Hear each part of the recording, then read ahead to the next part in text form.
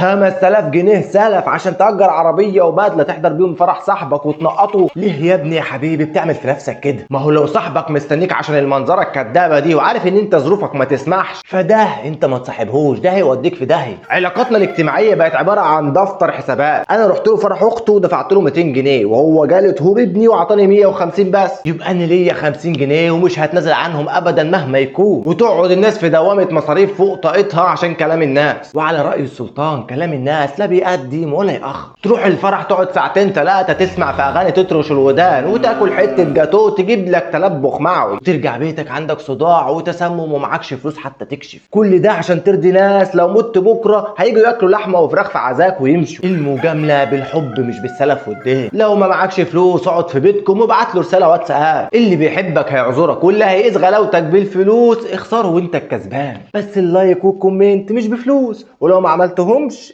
تبقى معفن وبخيل الصراحه.